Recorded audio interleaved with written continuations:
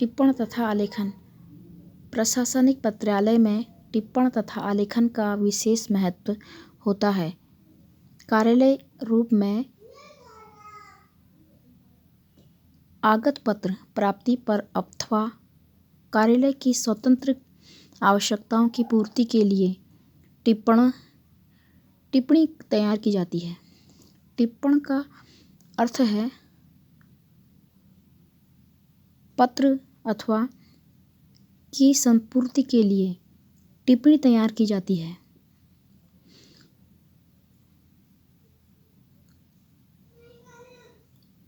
टिप्पणी का अर्थ है पत्र अथवा पत्र संदर्भ के बारे में आवश्यक जानकारी तथा टिप्पणीकार का कार्यालय के विधि विधान के अंतर्गत उस पर अपना सुझाव। इन्हीं सुझावों को आधार पर आलेखनकार पत्रोत्तर का प्रारूप तैयार करता है एवं वरिष्ठ अधिकारी के पास विचारार्थ भेजता है। अधिकारी टिप्पणी तथा उसके आधार पर तैयार किए गए प्रारूप को पढ़ समझकर आदि आवश्यक समझता है तो उसमें संशोधन परिवर्धन कर देता है अथवा आवश्यक न समझने पर उसके बिना किसी सुधार के पत्रोत्तर के लिए स्वीकार कर लेता है। इस प्रकार प्रशासक की पत्राचार में टिप्पण तथा आलेखन उन दो चक्रों के समान है जिनसे प्रशासनिक कार्यालयों रथ सतत गतिमान रहता है।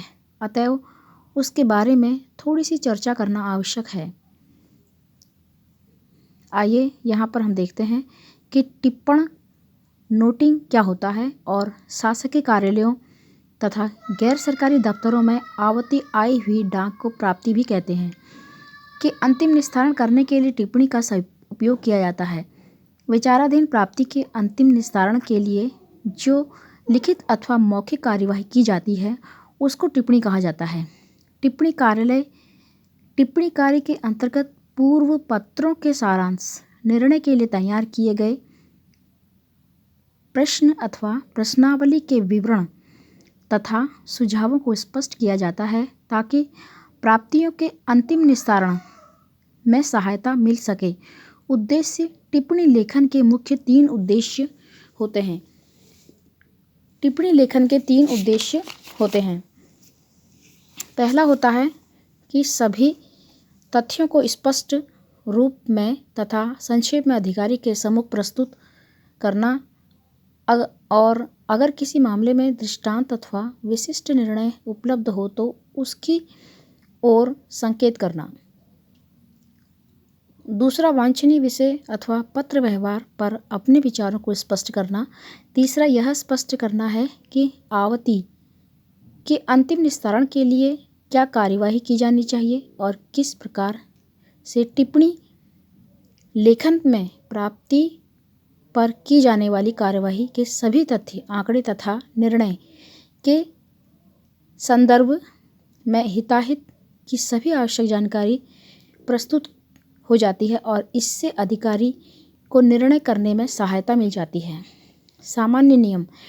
अब टिप्पणी लिखने के एक सामान्य नियम होते हैं जो टिप्पणी के सामान्य नियम इस प्रकार हैं। नंबर 1, टिप्पणी लेखन में यथासंभव संक्षिप्ति करनी चाहिए। उसमें तथ्यों का प्रभावमान संकेत भर होना चाहिए और तथ्यों को पुनरावृत्ति नहीं होनी चाहिए। नंबर 2, जहाँ तक हो सके टिप्पणी के कंडिकाओं, अनुच्छेदों का प्रयोग टालना चाहिए, किंतु यदि यह संभव हो न जाए तो प्रथम अनुच्छेद के बाद 2, 3, 4 क्रमानुसार संख्या देनी चाहिए। नंबर 3, टिप्पणीकार को भाषा प्रयोग के संबंध में अत्यधिक सावधान रहना चाहिए। उसे ऐसी भाषा का प्रयोग नहीं करना चाहिए जिससे किसी प्रकार की असंगति अथवा भ्रांति पैदा होने की संभावना हो। भाषा इतनी साफ सुथरी और अभिप्राय इतना स्पष्ट होना चाहिए कि अधिकारी टिप्पणीकार की नियत पर किसी तरह का कोई संदेह न करे। अलंकृत, सांकेतिक जटिल भाषा एवं कहावतों मुहावरों की लाक्षणिक व्यंजनामयी अभिव्यक्तियों का उपयोग टिप्पणी को नहीं करना चाहिए। इनसे अर्थभेद होने का खतरा हो जाता है। टिप्पणीकर्ता को चाहिए कि टिप्पणी में यह किसी का कोई अभिगत आपेक्ष न लगाए, उसे ठंडे दिलो दिमाग से टिप्पणी लिखनी चाहिए।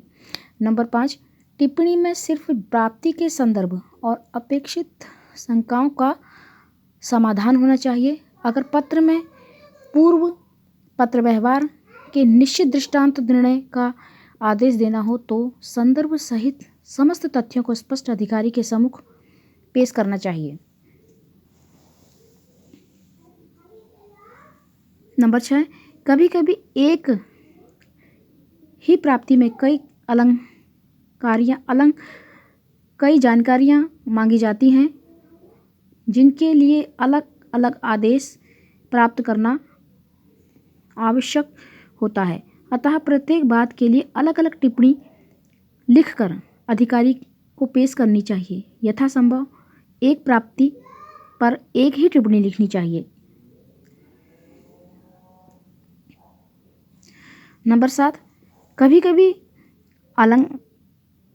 कभी अधिकारी आवती पर अपनी ओर से अनुदेश लिख देता है।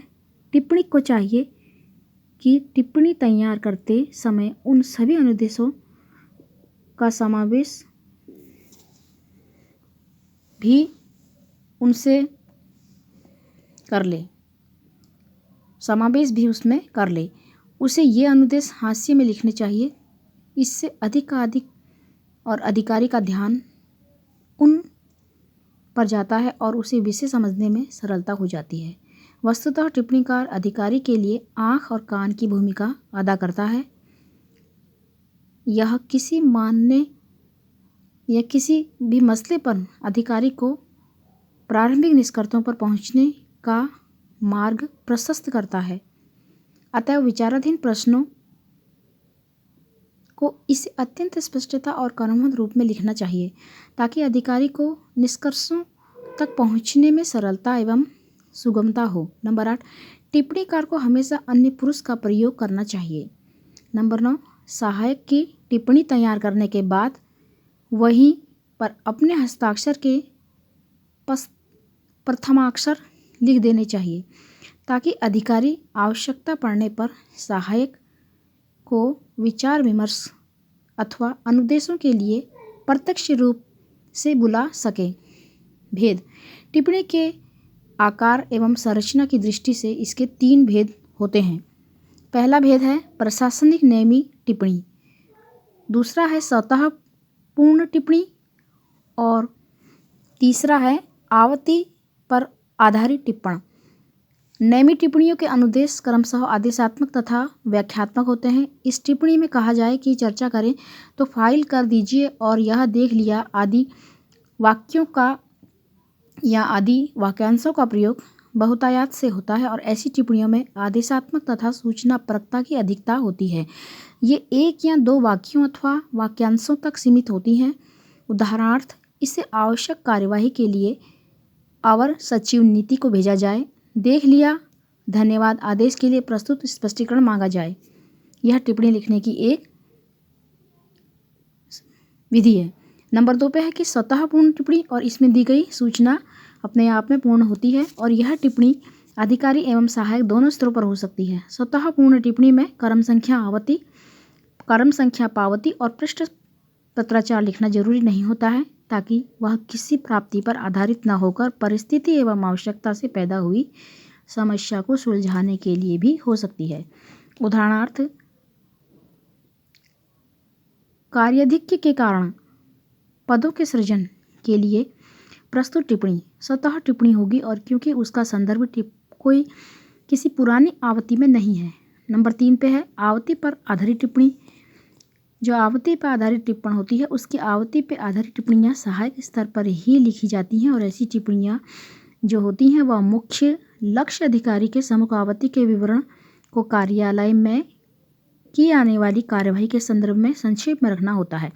इस प्रकार की टिप्पणी में टिप्पणिक अपने अधिकारी को आवृत्ति का क्रमांक तथा पत्राचार खंड का पृष्ठ लिखकर प्रेषक की मांग, उसका कारण, उस संबंध में नियमों की स्थिति तथा कार्यालय में कार्य की स्थिति देखते हुए उस मांग के पक्षापक्ष में अपने विचार प्रस्तुत करता है। कभी कभी वह उत्तर का प्रारूप भी अधिकारी के समक्ष प्रस्तुत करता है।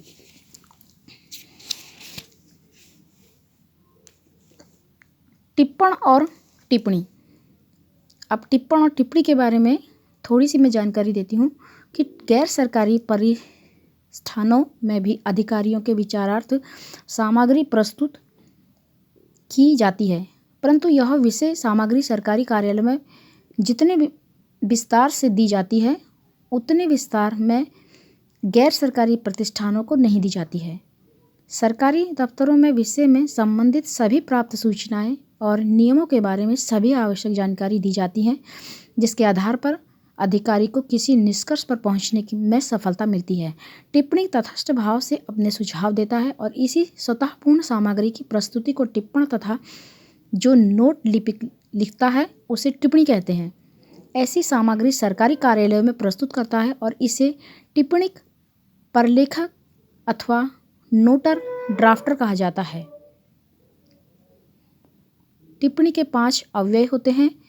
आवृत्ति का विषय, नंबर 2 कारण, नंबर 3 नियम और नंबर 4 कार्यालय में कार्य की स्थिति, नंबर 5 सुझाव। पहले 2 चरणों में आवेदन किया जाता है या किया गया, बताया गया है। वाक्य सांचों का प्रयोग अधिकता से किया जाता है। तीसरे चरण में नियम है और किया जा सकता है, वाक्य सांचों का प्रयोग होता है। चौथे चरण में है या नहीं है ऐसे एवं 5वें में किया जा सकता है, वाक्यांशों के प्रयोग का बाहुल्य होता है। उदाहरण से बात स्पष्ट हो जाएगी।